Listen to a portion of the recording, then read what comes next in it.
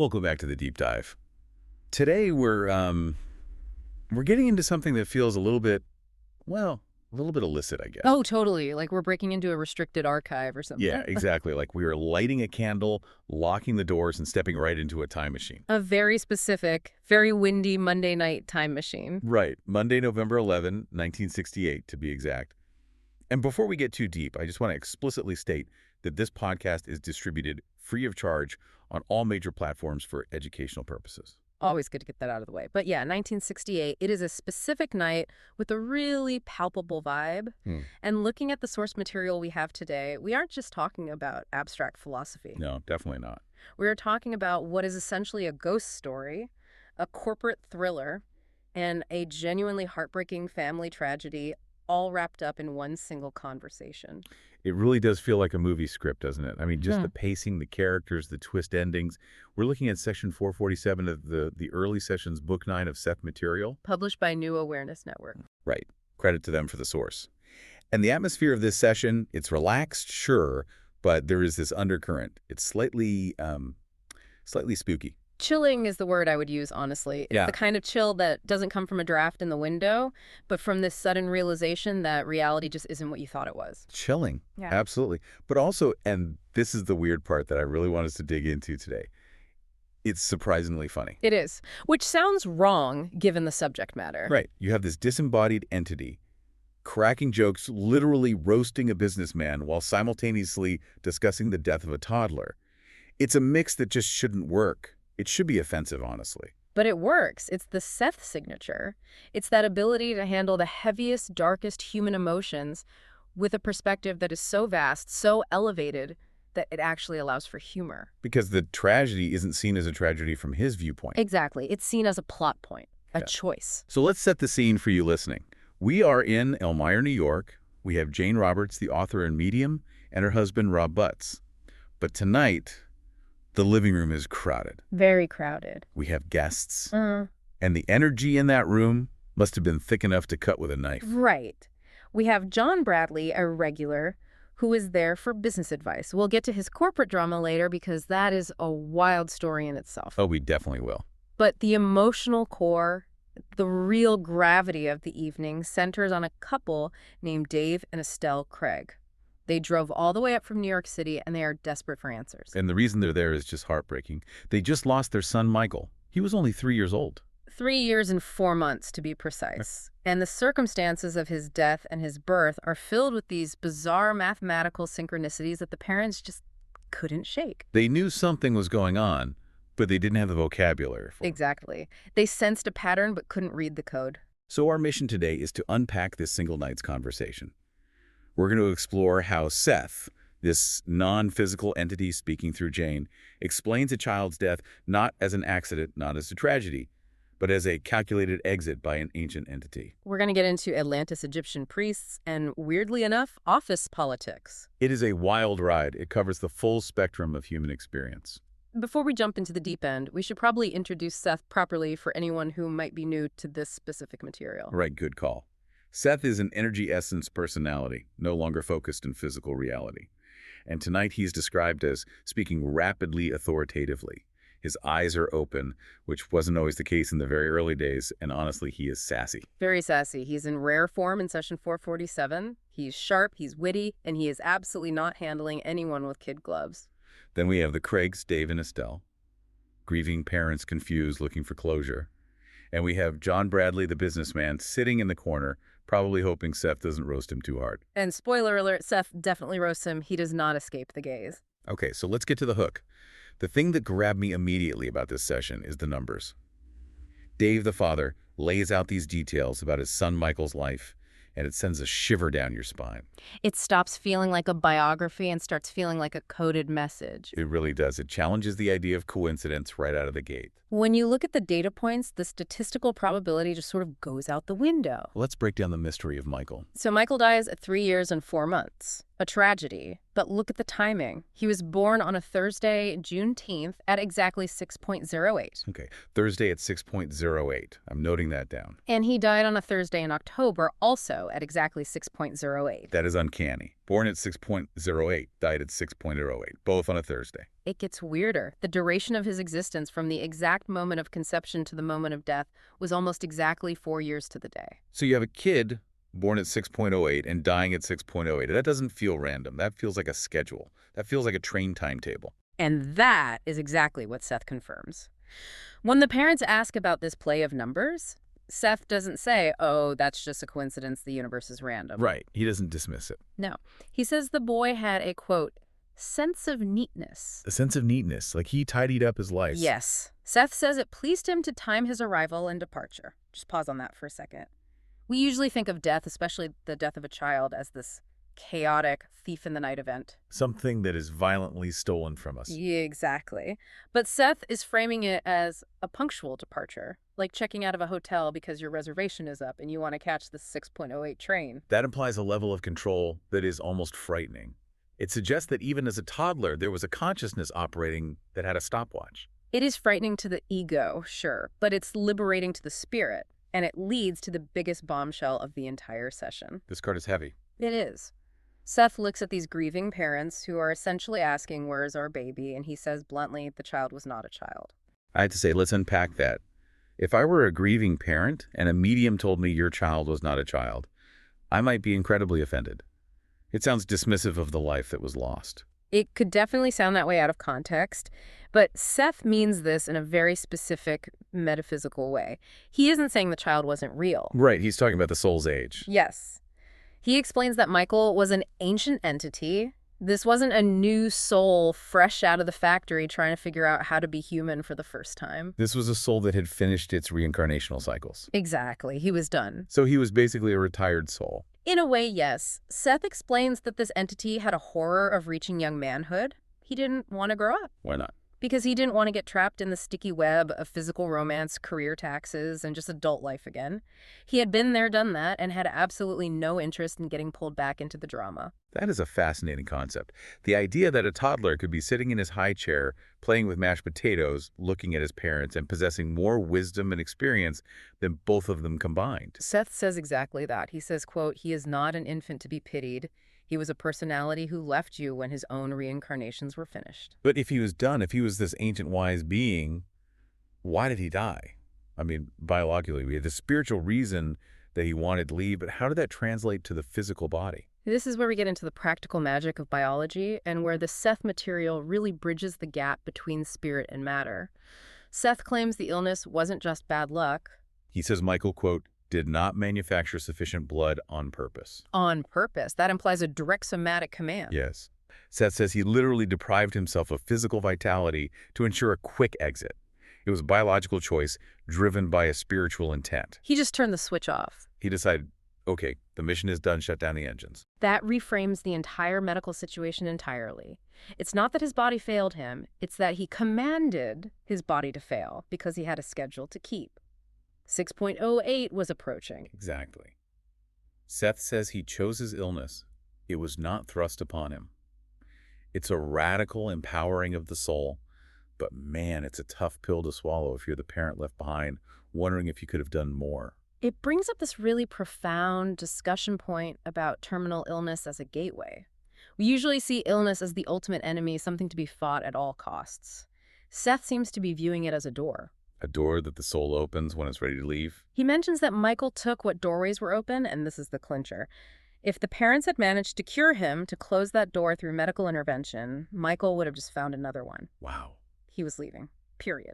That's intense. It creates this image of a soul with a pack bag just waiting for the taxi. Yeah. The child was not a child. It really changes how you look at every toddler you meet, doesn't it? It does. Yeah. You wonder who is actually in there. Right. Is that my nephew or is that an ancient Atlantean priest who is just politely tolerating me right now? Well, speaking of Atlantean priests, that is the perfect segue into our next segment. Because Seth doesn't just leave it at this. He was an ancient entity. Oh no, he goes all the way in. He starts dropping the genealogy of their past lives, and let me tell you, this family tree is twisted. And this is where the web gets really tangled. Seth reveals that Dave the father and Michael the son have a deep, deep history.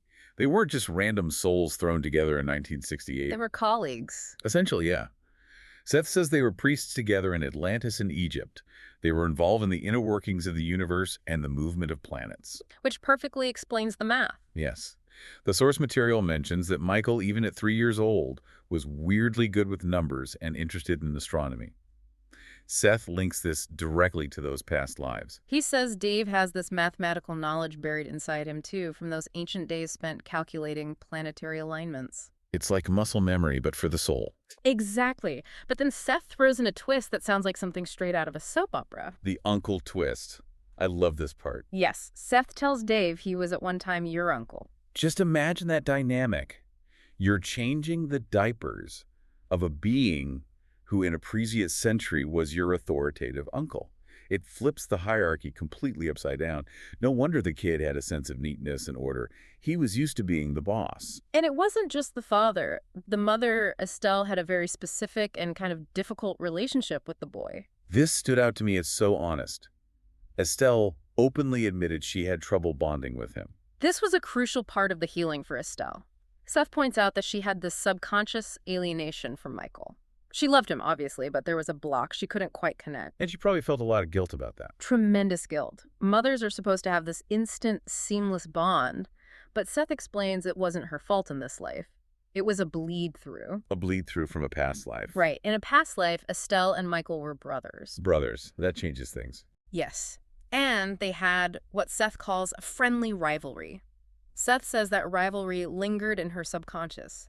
She feared him slightly because she remembered his power on a deep level. And the boy knew it. The boy totally knew it. Seth says the boy was amused by her confusion. He was playing a sort of cosmic game with her. He knew who he was, he knew who she was, and he knew she couldn't quite figure out why this toddler made her nervous. That is just mind-bending. The idea that a 3-year-old is sitting there being amused by his mother's subconscious past life trauma. It sounds cruel on the surface, but Seth frames it as playful, like an inside joke she wasn't quite in on yet. It reinforces the idea that he wasn't really a child, he was an observer. So the big question then for you listening is, why come back at all? If he was an ancient entity done with reincarnation, horrified of growing up, why bother with the 3 years? Why put the parents through that pain? That seems like a lot of effort for a short trip. Seth is very clear on this point. It was an act of service. Yes. Seth says he only returned so that both of you could learn the truths and inner realities that you are now seeking. So his entire physical life was a lesson plan for the parents. Essentially, yes. He came to give them a nudge and a push. Seth says if he hadn't died, they wouldn't be sitting in that room in Elmira asking these deep questions. They would have continued living their normal surface-level lives. His death was the catalyst that forced them to look inward. There's a quote from the session I want to read because it's really beautiful. Seth says, quote, "He was a light to you. He only returned so that both of you could learn the truths and inner realities that you are now seeking." It reframes the tragedy as a gift. A painful gift, undoubtedly. A gift wrapped in barbed wire. But a gift nonetheless.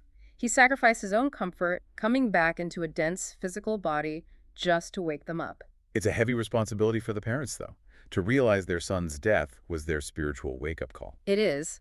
But Seth emphasizes that Michael didn't need them. He wasn't a dependent soul. He was a peer or even a mentor disguised as a dependent. Which is a huge relief, I imagine. To know your child isn't lost or scared in the afterlife, but is actually the one in charge. Exactly. It restores dignity to the child. He wasn't a victim of circumstance. Now, we've been talking about some really heavy stuff. Death, grief, ancient souls, past life rivalry. But we have to talk about the actual vibe in the room because Seth is not sitting there playing a funeral dirge. No, not at all. The transcript notes are full of descriptions of laughter and high energy, which brings us to the humor and the scribbly fingers incident. I love this detail so much. Seth is talking so fast, downloading this massive amount of metaphysical information so rapidly that the people taking notes literally can't keep up. Remember, this is 1968. There are no voice memos on smartphones, no laptops. Estelle and Rob are scribbling furiously on paper, probably getting massive hand cramps. And Seth notices this mid-lecture. He does. He stops mid-flow and says, quote, "Out of respect for your fingers, I shall indeed." He agrees to slow down his dictation. It's such a wonderfully human moment for a non-human entity. respect for your scribbly fingers. It breaks the tension in the room perfectly. It shows he's paying close attention to the physical reality of the people he's talking to. It shows that Seth is aware of their physical limitations. He's not just broadcasting blindly into the void he's engaging. He's a host in his own right. And he's definitely engaging with John Bradley. John. We mentioned John earlier. He's the witness sitting quietly in the corner. He's there for business advice. And Seth just seemingly loves to poke fun at him. He calls him Philip, which is apparently John's entity name, his true soul name. And at one point, Seth turns his attention to the corner and says, quote, "Far be it, Philip, that I should forget your weighty problems of compromise and profit." Weighty problems of compromise and profit. That is so dry. It's like, oh, look at you with your little human money problems while we discuss the eternal nature of the soul. It's pure sarcasm. And John plays along. John says, "I'm in for trouble then." And Seth's clapback is legendary. Seth says, quote, "The trouble that you have is of your own making." Mic drop from the astral plane. But it's playful. Yeah. Right? It's not mean-spirited. It is playful, but it's also profound. The trouble is of your own making is a core Seth philosophy. You create your own reality. Even your mundane office drama, he's teaching a core concept through the roast. Which brings us to the practical side of things. Because for all the talk of Atlantis and reincarnated souls, Seth gives some incredibly specific, grounded career advice in this session. Yeah. This isn't just fluffy spirituality. This is actionable consulting. He does, and this is where we see the practical magic at play. Let's start with Dave, the dad. He's a DJ and an actor. He actually had an acting audition that very day in New York City before driving up. And Seth gives him a warning that I think applies to a lot of creative people today. He tells Dave to avoid acting roles, where he takes on other roles. What does that mean exactly? Isn't acting entirely about taking on roles? Well, Seth feels that Dave is a bit vulnerable right now. His sense of self is fragile after the trauma of losing his son. He warns that taking on deep, immersive acting roles will confuse his sense of identity. He says it confuses his sense of identity. You become the role. That's interesting. We usually hear about method acting as this highly praised technique. Seth is saying, for you right now, it's actively dangerous. You need to know who Dave is before you pretend to be Hamlet. Because Dave needs to find out who Dave is first. Seth tells him he wants to teach eventually. But he drops this wisdom, quote, "You must teach before you can preach, and you must know before you can teach." You must know before you can teach. That's solid life advice for anyone. And then he hits him with the plastic future concept. Oh, this is a big one. I highlighted this 3 times in my notes. Seth tells Dave, quote, "The future in your terms is plastic. It is not cement." I love that imagery so much. It's not concrete. It's not set in stone waiting for you to walk into it. It's probabilities.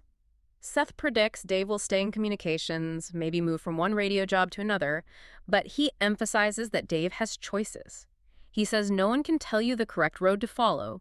You have the answer within yourself. It totally empowers Dave. It's not, here is your unchangeable destiny, follow it. It's, here is the clay, go mold it. Exactly. Now let's get back to John Bradley and his weighty problems of compromise. Because this part reads like a full-on corporate thriller. It really does. They reference a previous session, number 439, where Seth gave John a vision of triangle symbols and a man falling. Very ominous. Very. And in this session, Seth confirms the prediction. He says a man in John's company, specifically the regional manager, has fallen or is about to fall. And John wants to know what to do. He's asking, do I make a move? Do I try to take his spot in the hierarchy? And this is where Seth sounds like a high-level executive coach. He tells John, do not move yet. Wait. Because Seth sees the probabilities playing out, he says the affair will slide for now, but in approximately 2 months it will come to a head.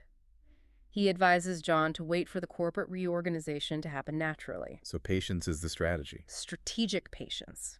Seth says, quote, "When the time comes, the suggestion will come from others, and then you graciously accept." That is brilliant. Don't grasp for power.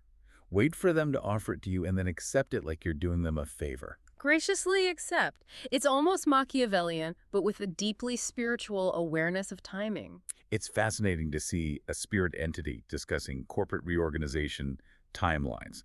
It shows that Seth considers all of physical life valid. The death of a child, the promotion at work, it's all part of the human experience. Absolutely. He doesn't judge the profit motive as evil. He just treats it as another arena for the soul to learn. He treats the boardroom just like he treats an ancient temple in Atlantis. It's just a setting. A backdrop for consciousness to explore itself. So we move into the philosophy of self. Because throughout all this, the grief, counseling, the career, coaching, the roasting, Seth keeps hammering on one central theme. Stop looking willy-nilly. Willy-nilly. That's the exact phrase. He tells them, quote, do not go looking willy-nilly. The answers are within yourself. He's basically saying, stop driving all the way to Elmira to talk to me. Stop looking for gurus in the treetops. In a way, yes. He tells Dave and Estelle that they have the exact same access to inner knowledge that Jane has. He says, quote, you form the sands that shift. You form the sands that shift. That's a really powerful image. We aren't just standing helplessly on shifting sands. We are the sands. We create the instability or the stability from within. And that profound realization leads to the final hopeful note of the session, the prediction of the new child. This part gave me chills after everything they've been through. Seth tells the grieving parents that a new child is coming to them, but he makes a very specific, very important distinction. He contrasts this new baby directly with Michael. Right. Michael, the ancient entity, didn't need them. He was independent, aloof, playing a cosmic game. But Seth says this new child, quote, will need to be cherished and guarded. A child who will actually need you. That is exactly what these parents needed to hear in that moment. They needed a purpose. They needed to know that their parenting wasn't a failure and that they would have another chance to be parents in the traditional sense, to a child who actually needs parenting. It offers total closure on Michael. It says he's fine, he's gone, he's doing his thing, and it opens the door to the future. A future where they are needed and can love without that past life blockage. It's a beautiful psychological resolution. It gives them permission to finally let go of Michael and prepare their hearts for someone new.